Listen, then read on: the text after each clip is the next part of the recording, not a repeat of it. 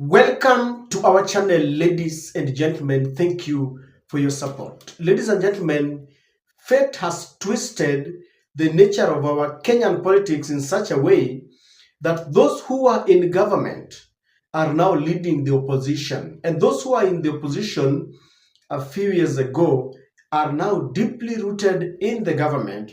They are giving William Ruto the necessary support that William Ruto would need. Raila Amolo Odinga is in government, and the person who has officially replaced him by words, thoughts, and actions is none other than Rigathi Gachagua. William Ruto is facing an onslaught over some issues in his government, one of them being the abductions in the country. And one person who keeps on talking about the abductions is Rigathi Gachagua and his people. Rigathi is saying this is unacceptable. Rigathi has locked Mount Kenya. He has locked out William Ruto. William Ruto is trying everything that he can, every means within his reach, to try and go back to Mount Kenya. Because one thing that is at stake, people are asking, when are we going to have the homecoming party of the new deputy president, Kithure Kindiki? It has become a mirage. We are waiting for it because Mount Kenya is still very volatile. The other thing that is at stake, and no one seems to be talking about it except Rigathi and his camp, people like Kalonzo Musyoka and the part of the opposition, is the IEBC. Kenya is running with an electoral body that is not structured properly in accordance with the constitution. We do not have commissioners, and the government is unbothered. Part of the opposition that is in the government is unbothered. They are not talking about it. Now, Rigathi Gachagua shocked Kenyans when he reported William Ruto to the newly elected president of the United States of America, Donald Trump, and is inviting Donald Trump and the larger international community to come and pile pressure on William Samoei Ruto to ensure that he reconstitutes the IEBC. I watched this and I was like, what is really happening with our country? I want us to watch Rigathi Gachagua. Before this, allow me to request you to subscribe to our channel, click the notification bell, kindly like this video and share the video if you can.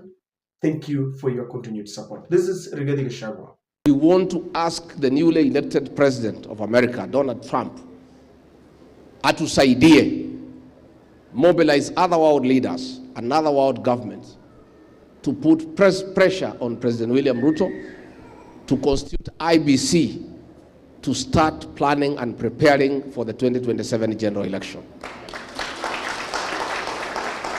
Tunataka kusema hii maneno ya Kenya kukaa bila IEBC ni makosa kubwa sana. Report ya Kriegler ilisema we need to have elections, to have IEBC in place 3 years before elections. The process is as important as the outcome. Na tukisikiza watu ya president wale wanaongea huko, ukiona hakuna IEBC, upate mazungumzo ya mjumbe anasema ati tunaweza patia wewe 24 years. Mwingine anasema hata kama kura haitoshi hakuna pahali unaenda tutaongeza, na hakuna IEBC. Ukiangalia hiyo maneno yote vile inakaa, the absence of IEBC is a pointer of a scheme ya ile maneno ambayo inapangwa. And we want to appeal to the international community to put pressure on President William Ruto and the Kenya government so that IEBC is constituted as of yesterday. We want to ask the newly elected president of America, Donald Trump, atusaidie, mobilize other world leaders and other world governments to put pressure on President William Ruto to constitute IEBC to start planning and preparing for the 2027 general election. I listened to Rigathi Gachagua, and the first question I'm asking myself, when will we exercise our autonomy, our independence, without involving the international community? It reminds me of the days when Rigathi and Ruto were still together, and Raila led the Azimio supporters on the streets, fighting for electoral justice and the cost of living. And William Ruto wrote a letter to the international community that Raila was planning a coup against a duly elected UDA government.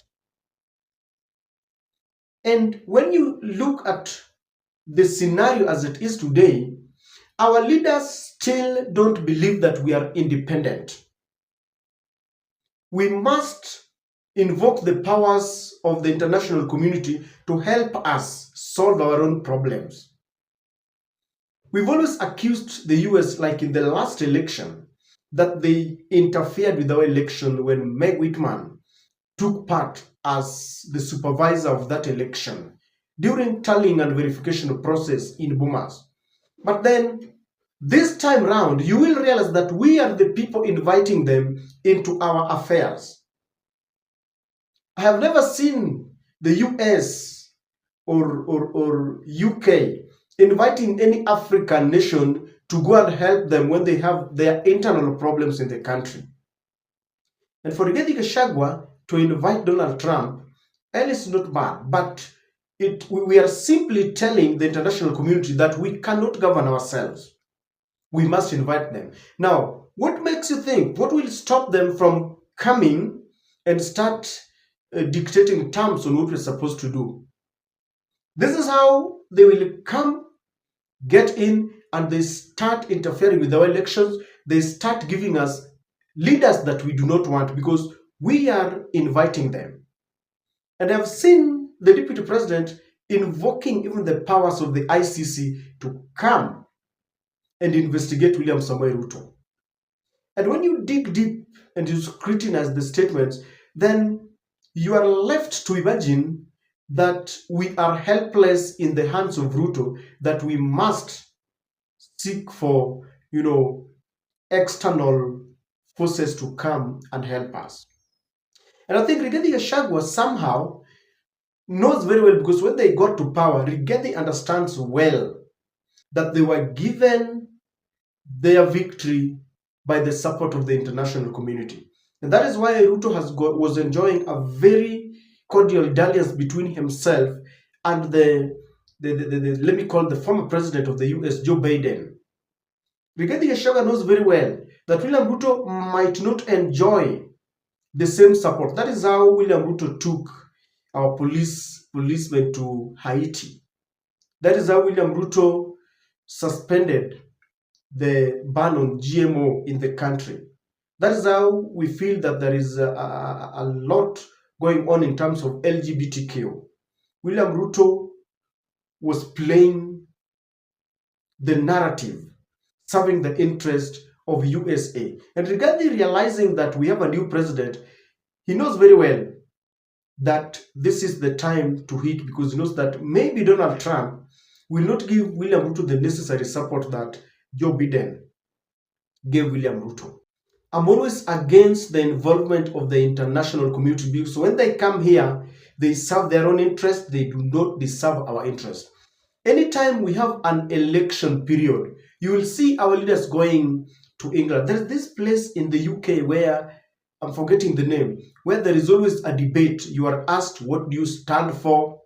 What is your foreign policy? And the international community will be looking at your policies, and when they realize that whatever you have on the table does not resonate well with them, they manipulate and they will have your opponent.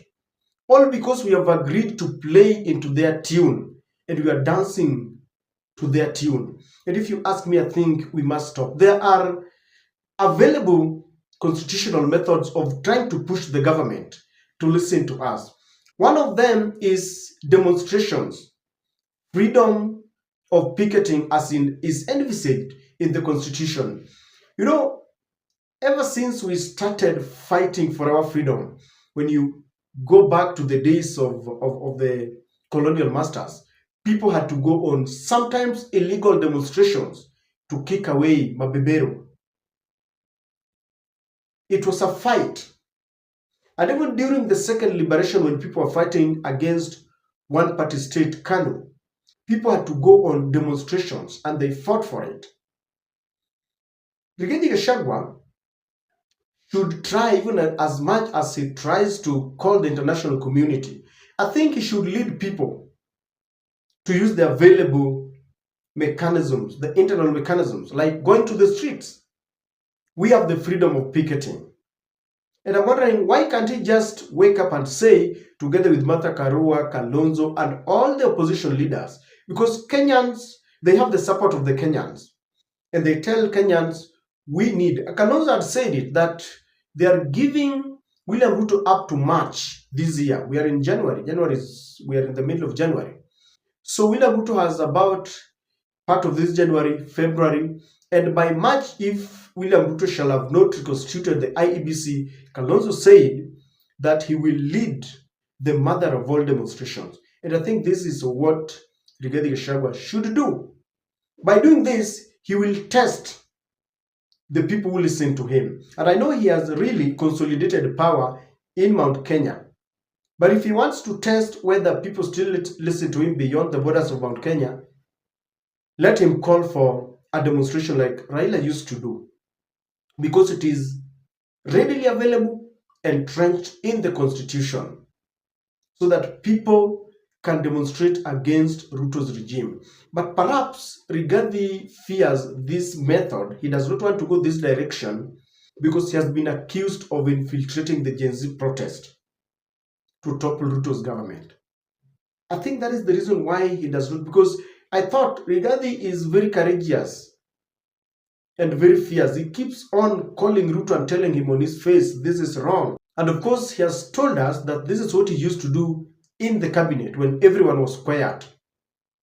He used to tell William Ruto, you cannot continue this way, you cannot negate the promises that we gave to Kenyans. But then, I don't know whether Rigathi Gachagua understands that the international community do not care. When they were in power and they unleashed the police against the Azimio protesters, the international community was very quiet. The US, the UK, and all that. People called on them, but they were very quiet because they support William Ruto. They gave William Ruto this victory and they want to protect that victory. So when Rigathi and Ruto were still together, people called on the international community, but they didn't care. During the Gen Z protest, when the government unleashed police brutality, people also called on the international community. What do? They only issue statements. They only continue to issue statements that are, it's like they are toothless dogs. The ICC will not bother coming to Kenya because you know that the ICC, I think, that body is being controlled by US. And so sometimes I feel calling on the international community to help might not achieve much because they've always been very quiet. When things are going haywire, they will always support William Ruto because William Ruto is their darling. Now, if Donald Trump is going to make a paradigm shift, I think the only thing he can do is that he will keep away, he will keep off from the African affairs, from the Kenyan internal affairs, so that we sort it out. That is why when Gen Zs went to the streets, William Ruto succumbed. It is the only thing that William Ruto understands. Because William Ruto knows that when a nation rises up against your regime, when there's a revolt, then you have no choice but to leave. So I know Rigathi is doing a good job. He's now the official opposition leader, but we need to desist from involving the international community, calling them to come and help us. That is how we show them that we are never independent, we are inept, we cannot do without them. And I could be wrong, but I think we need to start solving our problems our own way. And I don't know what you think. I don't know whether Donald Trump can make a statement. I don't know whether he will take action. We wait and see. Wait and see, because we all know that it is the international community, it is the US that forced Raila Amolo Odinga and William Ruto to work together. So I want to see what will happen next after the invitation. Rigathi has offered an olive branch and is telling Trump, come and force William Ruto to restructure the IEBC. Let's wait and see. I don't know what you think, ladies and gentlemen. What are your thoughts on the former deputy president's sentiments by calling on the international community to come and help us? Please share with me in the comment section.